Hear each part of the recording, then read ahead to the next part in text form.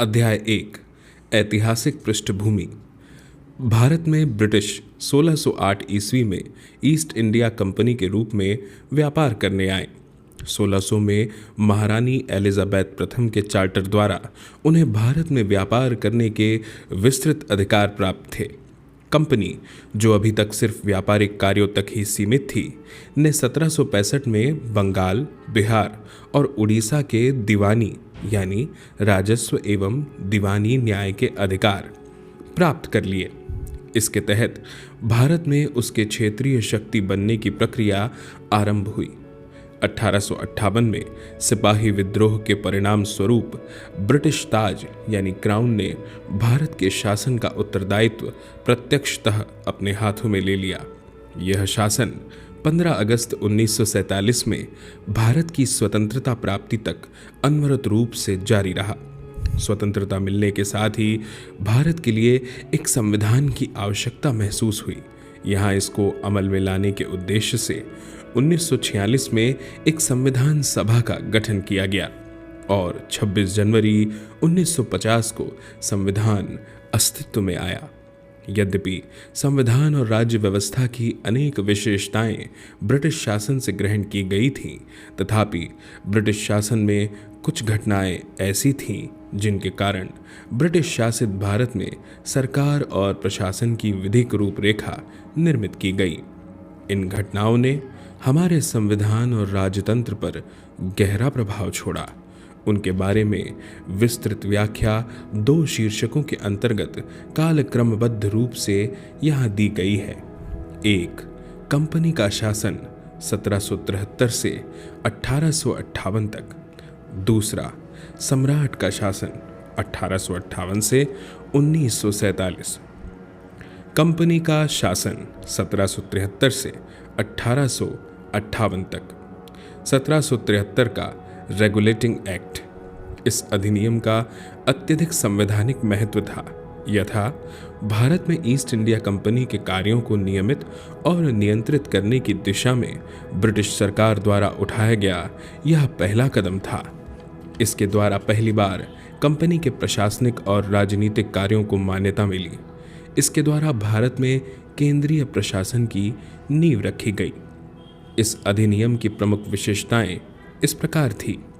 पहली, इस अधिनियम द्वारा बंगाल के गवर्नर को बंगाल का गवर्नर जनरल पद नाम दिया गया एवं उसकी सहायता के लिए एक 4 सदस्यीय कार्यकारी परिषद का गठन किया गया। उल्लेखनीय है कि ऐसे पहले गवर्नर लॉर्ड वॉरेन हेस्टिंग्स थे। मद्रास एवं बंबई के गवर्नर बंगाल के गवर्नर जनरल के अधीन हो गए, जबकि पहले सभी प्रेसिडेंसियों के गवर्नर। तीसरी, अधिनियम के अंतर्गत कलकत्ता में 1774 में एक उच्चतम न्यायालय की स्थापना की गई, जिसमें मुख्य न्यायाधीश और 3 अन्य न्यायाधीश थे। इसके तहत कंपनी के कर्मचारियों को निजी व्यापार करने और भारतीय लोगों से उपहार व रिश्वत लेना प्रतिबंधित कर दिया गया। 5वीं, इस अधिनियम के द्वारा ब्रिटिश सरकार का कोर्ट ऑफ डायरेक्टर्स यानी कंपनी की गवर्निंग बॉडी के माध्यम से कंपनी पर नियंत्रण सशक्त हो गया। इसने भारत में इसके राजस्व, नागरिक और सैन्य मामलों की जानकारी ब्रिटिश सरकार को देना आवश्यक कर दिया। 1781 का संशोधन अधिनियम amending act of 1781 regulating act of 1773 की खामियों को ठीक करने के लिए ब्रिटिश संसद ने अमेंडिंग एक्ट ऑफ 1781 पारित किया, जिसे बंदोबस्त कानून यानी एक्ट ऑफ सेटलमेंट के नाम से भी जाना जाता है। इस कानून की निम्नलिखित विशेषताएं हैं। पहली, इस कानून ने गवर्नर जनरल तथा काउंसिल को सर्वोच्च न्यायालय के क्षेत्र अधिकार से बरी अथवा मुक्त कर दिया, उनके ऐसे कृत्यों के लिए जो उन्होंने पद धारण करने के अधिकार से किए थे। उसी प्रकार कंपनी के सेवकों को भी उनकी कार्य करने के दौरान की गई कार्यवाहियों के लिए सर्वोच्च न्यायालय के क्षेत्राधिकार से मुक्त कर दिया गया। इस कानून में राजस्व संबंधी मामलों तथा राजस्व वसूली से जुड़े मामलों को भी सर्वोच्च न्यायालय के क्षेत्राधिकार के बाहर कर दिया गया। इस कानून द्वारा कलकत्ता के सभी निवासियों को सर्वोच्च न्यायालय के अधिकार क्षेत्र के अंतर्गत कर दिया गया।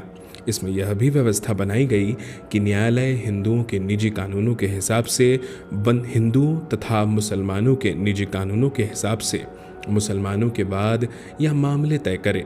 चौथी, इस कानून द्वारा यह व्यवस्था भी की गई कि प्रांतीय न्यायालयों की appeal governor general in council के यहाँ दायर हो, न कि सर्वोच्च न्यायालय में।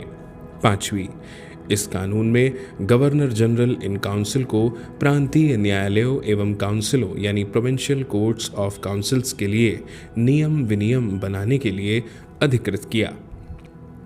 1784 का Pitt's India act. Regulating act 1773 की कमियों को दूर करने के लिए ब्रिटिश संसद ने एक संशोधित अधिनियम 1781 में पारित किया, जिसे एक्ट ऑफ सेटलमेंट के नाम से भी जाना जाता है। इसके बाद एक अन्य महत्वपूर्ण अधिनियम पिट्स इंडिया एक्ट 1784 में अस्तित्व में आया। इस अधिनियम की विशेषताएं इस प्रकार थी। 1. इसने कंपनी के राजनीतिक और वाणिज्यिक कार्यों को पृथक पृथक कर दिया। 2.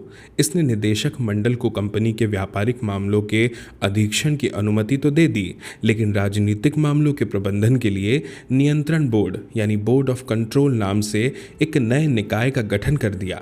इस प्रकार द्वैध शासन की व्यवस्था का आरंभ किया गया। 3. नियंत्रण बोर्ड को यह शक्ति थी कि वह ब्रिटिश नियंत्रित भारत में सभी नागरिक, सैन्य, सरकार व राजस्व गतिविधियों का अधीक्षण एवं नियंत्रण करे। इस प्रकार यह अधिनियम 2 कारणों से महत्वपूर्ण था। पहला, भारत में कंपनी के अधीन क्षेत्र को पहली बार ब्रिटिश आधिपत्य का क्षेत्र कहा गया। दूसरा, ब्रिटिश सरकार को भारत में कंपनी के कार्यों एवं इसके प्रशासन पर पूर्ण नियंत्रण प्रदान किया गया। 1786 का अधिनियम एक्ट ऑफ 1786। 1786 में लॉर्ड कॉर्नवालिस को बंगाल का गवर्नर जनरल नियुक्त किया गया। उसने यह पद स्वीकार करने के लिए 2 शर्तें या मांगे रखी। 1. उसे विशेष मामलों में अपनी काउंसिल के निर्णयों को अधिभावी करने अथवा न मानने का अधिकार हो। 2. उसे सेनापति अथवा कमांडर इन चीफ का पद भी दिया जाए। उपरोक्त शर्तों को 1786 के कानून में प्रावधानों के रूप में जोड़ा गया। 1793 का चार्टर कानून, चार्टर एक्ट ऑफ 1793। इस कानून की निम्नलिखित विशेषताएं हैं। इसने लॉर्ड कॉर्नवालिस को दी गई काउंसिल के निर्णयों के ऊपर अधिभावी शक्ति को भविष्य के सभी गवर्नर जनरलों एवं प्रेसिडेंसियों के गवर्नरों तक विस्तारित कर दिया। इसने गवर्नर जनरल को अधीनस्थ बॉम्बे और मद्रास प्रेसिडेंसी की सरकारों के ऊपर अधिक नियंत्रणकारी शक्ति प्रदान की। इसने भारत पर व्यापार के एकाधिकार को अगले 20 वर्षों की अवधि के लिए बढ़ा दिया। इसने कमांडर इन चीफ के गवर्नर जनरल काउंसिल के सदस्य होने की अनिवार्यता समाप्त कर दी, बशर्ते कि उसे उसी रूप में नियुक्त किया गया हो। इसने व्यवस्था दी कि बोर्ड ऑफ कंट्रोल के सदस्यों तथा उनके कर्मचारियों को भारतीय राजस्व में से ही भुगतान किया जाएगा। चार्टर कानून 1813, चार्टर एक्ट ऑफ 1813। 1. इस कानून ने भारत में कंपनी के व्यापार एकाधिकार को समाप्त कर दिया, यानी भारतीय व्यापार को सभी ब्रिटिश व्यापारियों के लिए खोल दिया गया। तब भी इस कानून ने चाय के व्यापार तथा चीन के साथ व्यापार में कंपनी के एकाधिकार को बहाल रखा। 2. इस कानून ने भारत में कंपनी शासित क्षेत्रों पर ब्रिटेन के राजा की प्रभुता को प्रकट व स्थापित किया। 3. इस कानून ने ईसाई मिशनरियों को भारत आकर लोगों को प्रबुद्ध करने की अनुमति प्रदान की। 4. इस कानून ने भारत के ब्रिटिश इलाकों में बाशिंदों के बीच पश्चिमी शिक्षा के प्रचार प्रसार की व्यवस्था दी। 5. इस कानून ने भारत की स्थानीय सरकारों को व्यक्तियों पर कर लगाने के लिए अधिकृत किया। कर भुगतान नहीं करने पर दंड की भी व्यवस्था की। 1833 का चार्टर अधिनियम। ब्रिटिश भारत के केंद्रीयकरण की दिशा में यह अधिनियम निर्णायक कदम था। इस अधिनियम की विशेषताएं इस प्रकार थी।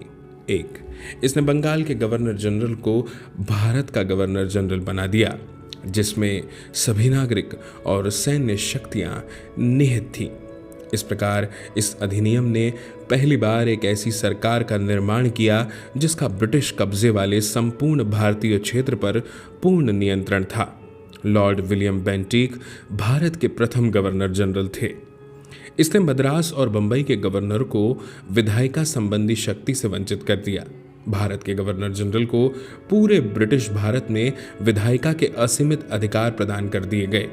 इसके अंतर्गत पहले बनाए गए कानूनों को नियामक कानून कहा गया और नए कानून के तहत बने कानूनों को एक्ट या अधिनियम कहा गया।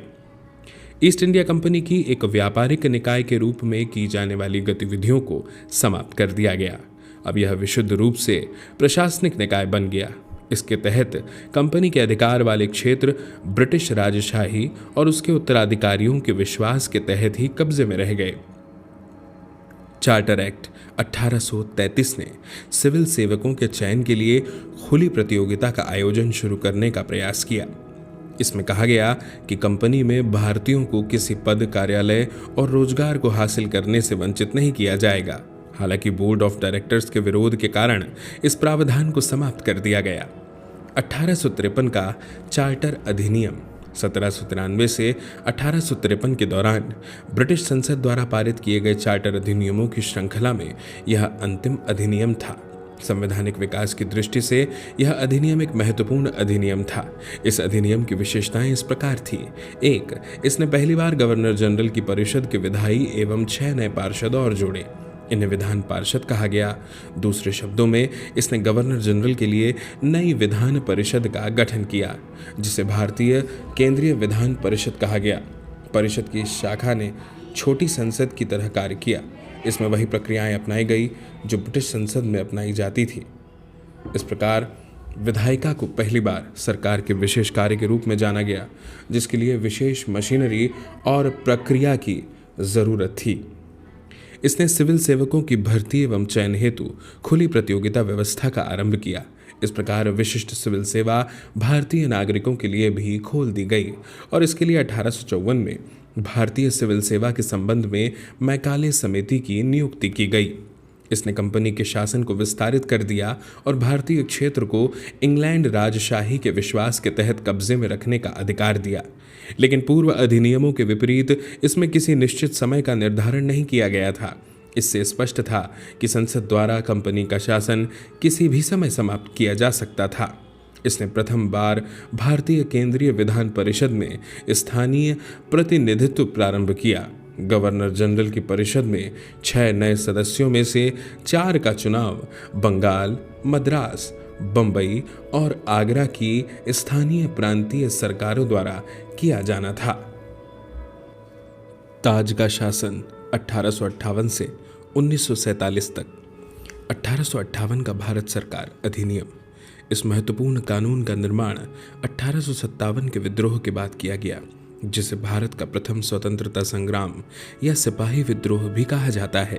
भारत के शासन को अच्छा बनाने वाला अधिनियम नाम के प्रसिद्ध इस कानून ने ईस्ट इंडिया कंपनी को समाप्त कर दिया और गवर्नरों, क्षेत्रों और राजस्व संबंधी शक्तियां ब्रिटिश राजशाही को हस्तांतरित कर दी। इस अधिनियम की विशेषताएं इस प्रकार थी। 1. इसके तहत भारत का शासन सीधे महारानी विक्टोरिया के अधीन चला गया। गवर्नर जनरल का पदनाम बदलकर भारत का वायसराय कर दिया गया। वह वायसराय भारत में ब्रिटिश ताज का प्रत्यक्ष प्रतिनिधि बन गया। लॉर्ड कैनिंग भारत के प्रथम वायसराय बने। इस अधिनियम ने नियंत्रण बोर्ड और निदेशक कोर्ट समाप्त कर भारत में शासन की द्वैध प्रणाली समाप्त कर दी। एक नए पद भारत के राज्य सचिव का सृजन किया गया, जिसमें भारतीय प्रशासन पर संपूर्ण नियंत्रण की शक्ति निहित थी। यह सचिव ब्रिटिश कैबिनेट का सदस्य था और अंततः ब्रिटिश संसद के प्रति उत्तरदायी था। भारत सचिव की सहायता के लिए 15 सदस्यीय परिषद का गठन किया गया, जो एक सलाहकार परिषद थी। परिषद का अध्यक्ष भारत सचिव को बनाया गया। इस कानून के तहत भारत सचिव की परिषद का गठन किया गया, जो एक निगमित निकाय थी और जिसे भारत और इंग्लैंड में मुकदमा करने का अधिकार था। इस पर भी मुकदमा किया जा सकता था। 1858 के कानून का प्रमुख उद्देश्य प्रशासनिक मशीनरी में सुधार था, जिसके माध्यम से इंग्लैंड में प्रजातीय भारतीय सरकार का अधीक्षण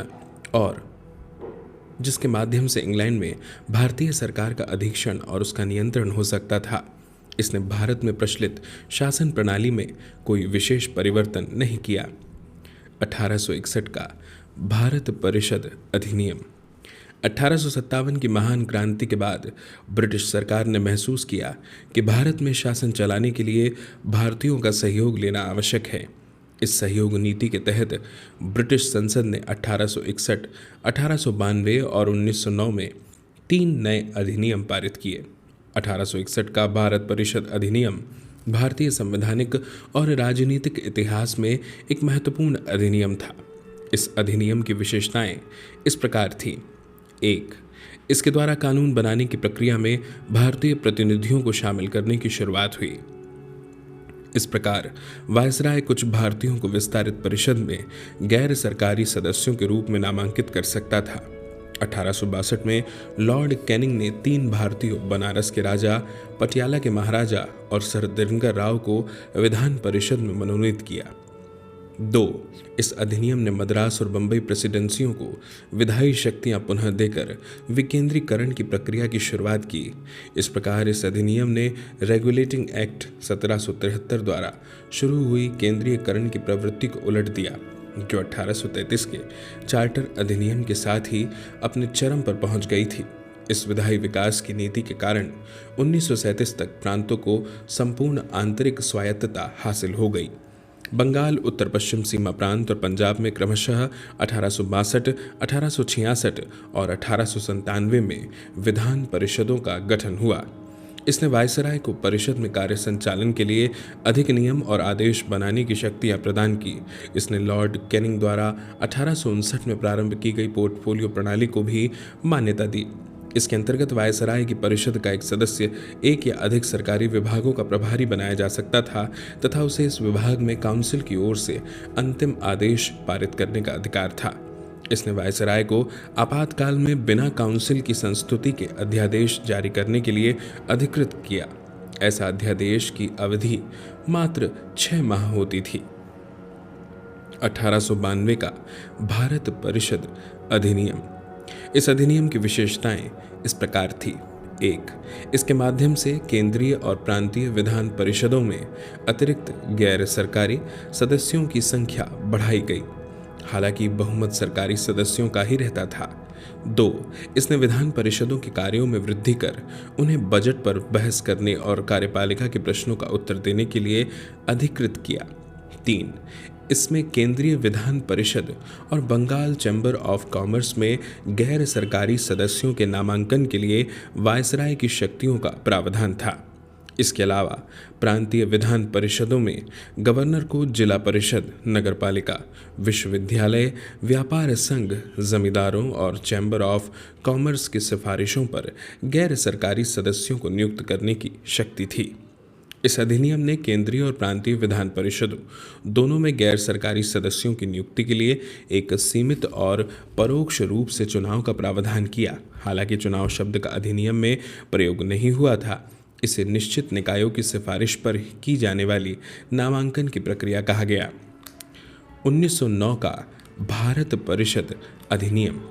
इस अधिनियम को मार्ले मिंटो सुधार के नाम से भी जाना जाता है। उस समय लॉर्ड मार्ले इंग्लैंड में भारत के राज्य सचिव थे और लॉर्ड मिंटो भारत में वायसराय थे। इस अधिनियम की विशेषताएं इस प्रकार थी। 1. इसने केंद्रीय और प्रांतीय विधान परिषदों में आकार के काफी वृद्धि की। केंद्रीय परिषद में इनकी संख्या 16 से 60 हो गई। प्रांतीय विधान परिषदों में इनकी संख्या एक समान नहीं थी। 2. इसने केंद्रीय परिषद में सरकारी बहुमत को बनाए रखा, लेकिन प्रांतीय परिषदों में गैर सरकारी सदस्यों के बहुमत की अनुमति थी। 3. इसने दोनों स्तरों पर विधान परिषदों के कार्यों का दायरा बढ़ाया। उदाहरण के तौर पर अनुपूरक प्रश्न पूछना, बजट पर संकल्प रखना आदि। 4. इस अधिनियम के अंतर्गत पहली बार किसी भारतीय को वायसराय और गवर्नर की कार्य परिषद के साथ एसोसिएशन बनाने का प्रावधान किया गया। सत्येंद्र प्रसन्न सिन्हा वायसराय की कार्यपालिका परिषद के प्रथम भारतीय सदस्य बने। उन्हें विधि सदस्य बनाया गया था। इस अधिनियम ने पृथक निर्वाचन के आधार पर मुस्लिमों के लिए सांप्रदायिक प्रतिनिधित्व का प्रावधान किया। इसके अंतर्गत मुस्लिम सदस्यों का चुनाव मुस्लिम मतदाता ही कर सकते थे। इस प्रकार इस अधिनियम ने सांप्रदायिकता को वैधानिकता प्रदान की और लॉर्ड मिंटो को सांप्रदायिक निर्वाचन के जनक के रूप में जाना गया। इसने presidency corporation, chamber of commerce, विश्वविद्यालयों और जमींदारों के लिए अलग प्रतिनिधित्व का प्रावधान भी किया। भारत शासन अधिनियम 1919 20 अगस्त 1917 को ब्रिटिश सरकार ने पहली बार घोषित किया कि उसका उद्देश्य भारत में क्रमिक रूप से उत्तरदायी सरकार की स्थापना करना था। क्रमिक रूप से 1919 में भारत शासन अधिनियम बनाया गया जो 1921 से लागू हुआ। इस कानून को मॉन्टेग्यू चेम्सफोर्ड सुधार भी कहा जाता है। मॉन्टेग्यू भारत के राज्य सचिव थे जबकि चेम्सफोर्ड भारत के वायसराय थे। इस अधिनियम की विशेषताएं इस प्रकार थी। 1. केंद्रीय और प्रांतीय विषयों की सूची की पहचान कर एवं उन्हें पृथक कर राज्यों पर केंद्रीय नियंत्रण कम किया गया। केंद्रीय और प्रांतीय विधान परिषदों को अपनी सूचियों के विषयों पर विधान बनाने का अधिकार प्रदान किया गया, लेकिन सरकार का ढांचा केंद्रीय और एकात्मक ही बना रहा। 2. इसने प्रांतीय विषयों को पुनः 2 भागों में विभक्त किया, हस्तांतरित और आरक्षित। हस्तांतरित विषयों पर गवर्नर का शासन होता था और इस कार्य में वह उन मंत्रियों की सहायता लेता था जो विधान परिषद के प्रति उत्तरदायी थे। दूसरी ओर आरक्षित विषयों पर गवर्नर कार्यपालिका परिषद की सहायता से शासन करता था जो विधान परिषद के प्रति उत्तरदायी नहीं थी। शासन की इस दोहरी व्यवस्था को द्वैध यूनानी शब्द डाइआर्की से व्युत्पन्न है शासन व्यवस्था कहा गया, यानी द्वैध शासन व्यवस्था। हालांकि यह व्यवस्था काफी हद तक असफल ही रही। इस अधिनियम ने पहली बार देश में द्विसदनीय व्यवस्था और प्रत्यक्ष निर्वाचन की व्यवस्था प्रारंभ की। इस प्रकार भारतीय विधान परिषद के स्थान पर द्विसदनीय व्यवस्था यानी राज्यसभा और लोकसभा का गठन किया गया। दोनों सदनों के बहुसंख्यक सदस्यों को प्रत्यक्ष निर्वाचन के माध्यम से निर्वाचित किया जाता था। इसके अनुसार वायसराय की कार्यकारी परिषद के 6 सदस्यों में से कमांडर इन चीफ को छोड़कर 3 सदस्यों का भारतीय होना आवश्यक था। इसने सांप्रदायिक आधार पर सिखों, भारतीय ईसाइयों, आंग्ल भारतीयों और यूरोपियों के लिए भी पृथक निर्वाचन के सिद्धांत को विस्तारित कर दिया। इस कानून ने संपत्ति कर या शिक्षा के आधार पर सीमित संख्या में लोगों को मताधिकार प्रदान किया। इस कानून ने लंदन में भारत के उच्चायुक्त कार्यालय का सृजन किया और अब तक भारत सचिव द्वारा किए जा रहे कुछ कार्यों को उच्चायुक्त को स्थानांतरित कर दिया गया। 8. इससे एक लोक सेवा आयोग का गठन किया गया। अतः 1926 में सिविल सेवकों की भर्ती के लिए केंद्रीय लोक सेवा आयोग का गठन किया गया। 9. इसने पहली बार केंद्रीय बजट को राज्यों के बजट से अलग कर दिया और राज्य विधानसभाओं को अपना बजट स्वयं बनाने के लिए अधिकृत कर दिया। 10. इसके अंतर्गत एक वैधानिक आयोग का गठन किया गया जिसका कार्य 10 वर्ष बाद जांच करने के बाद अपनी रिपोर्ट प्रस्तुत करना था। साइमन आयोग। ब्रिटिश सरकार ने नवंबर 1927 में यानी निर्धारित समय से 2 वर्ष पूर्व ही नए संविधान में भारत की स्थिति का पता लगाने के लिए सर जॉन साइमन के नेतृत्व में 7 सदस्यीय वैधानिक आयोग के गठन की घोषणा की। आयोग के सभी सदस्य ब्रिटिश थे, इसलिए सभी दलों ने इसका बहिष्कार किया। आयोग ने 1930 में अपनी रिपोर्ट पेश की तथा द्वैध शासन प्रणाली, राज्यों में सरकारों का विस्तार, ब्रिटिश भारत के संघ की स्थापना एवं सांप्रदायिक निर्वाचन व्यवस्था को जारी रखने आदि की सिफारिशें की। आयोग के प्रस्तावों पर विचार करने के लिए ब्रिटिश सरकार ने ब्रिटिश सरकार, ब्रिटिश भारत और भारतीय रियासतों के प्रतिनिधियों के साथ 3 गोलमेज सम्मेलन किए। इन सम्मेलनों में हुई चर्चा के आधार पर संवैधानिक सुधारों पर एक श्वेत पत्र तैयार किया गया जिस विचार के लिए ब्रिटिश संसद की संयुक्त प्रवर समिति के समक्ष रखा गया। इस समिति की सिफारिशों को कुछ संशोधनों के साथ भारत परिषद अधिनियम 1935 में शामिल कर दिया गया। सांप्रदायिक अवार्ड। ब्रिटिश प्रधानमंत्री रैमजे मैकडोनाल्ड ने अगस्त 1932 में अल्पसंख्यकों के प्रतिनिधित्व पर एक योजना की घोषणा की। इसे कम्युनल अवार्ड या सांप्रदायिक अवार्ड के नाम से जाना गया।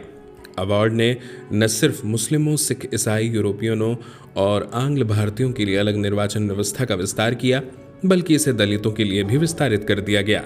दलितों के लिए अलग निर्वाचन व्यवस्था से गांधी बहुत व्यथित हुए और उन्होंने अवार्ड में संशोधन के लिए पूना की यरवदा जेल में अनशन प्रारंभ कर दिया। अंततः कांग्रेस नेताओं और दलित नेताओं के बीच एक समझौता हुआ जिसे पूना समझौते के नाम से जाना गया। इसमें संयुक्त हिंदू निर्वाचन व्यवस्था को बनाए रखा गया और दलितों के लिए स्थान भी आरक्षित कर दिए गए। भारत शासन अधिनियम 1935। यह अधिनियम भारत में पूर्ण उत्तरदायी सरकार के गठन में एक मील का पत्थर साबित हुआ।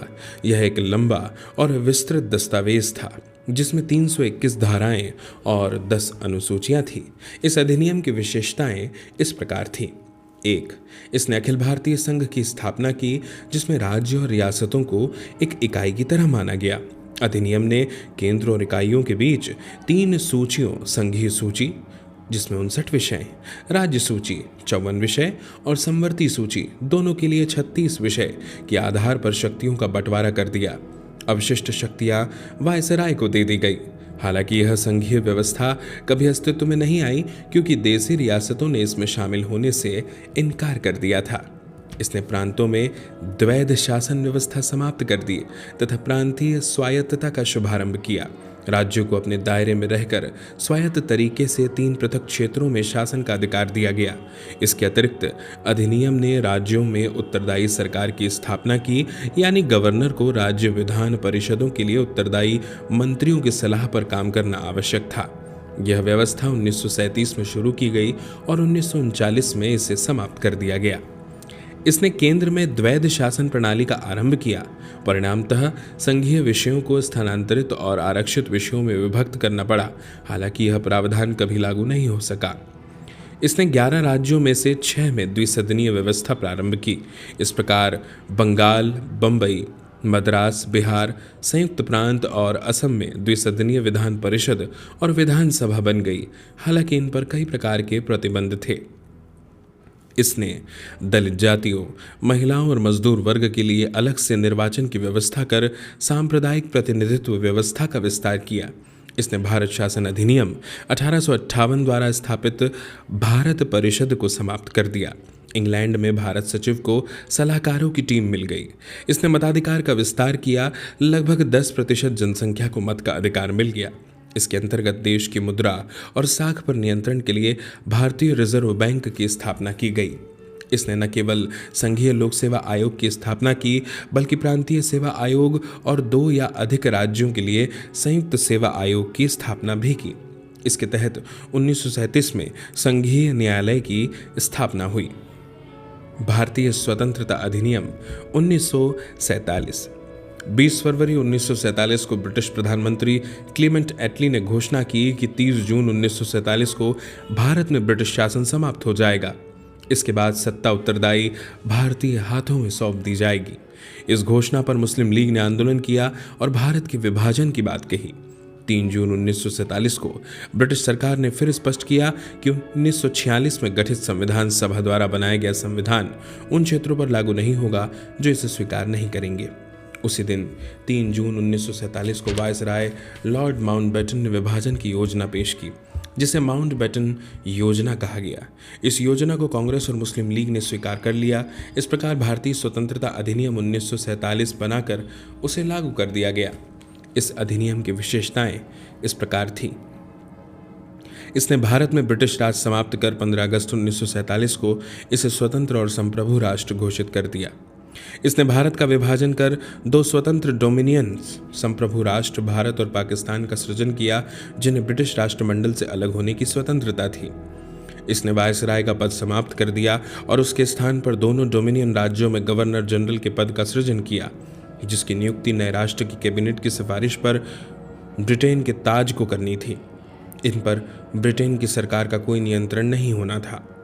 इसने दोनों डोमिनियन राज्यों में संविधान सभाओं को अपने देशों का संविधान बनाने और उसके लिए किसी भी देश के संविधान को अपनाने की शक्ति दी।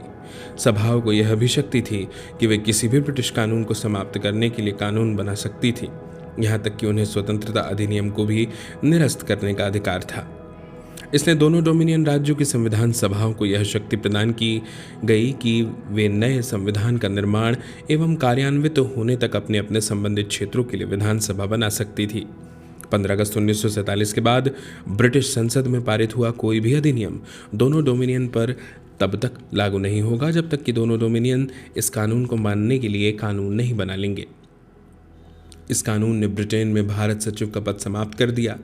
इसकी सभी शक्तियां राष्ट्रमंडल मामलों के राज्य सचिव को स्थानांतरित कर दी गई। इसने 15 अगस्त 1947 से भारत रियासतों पर ब्रिटिश संप्रभुता की समाप्ति की भी घोषणा की। इसके साथ ही आदिवासी क्षेत्र समझौता संबंधों पर ब्रिटिश हस्तक्षेप समाप्त हो गया।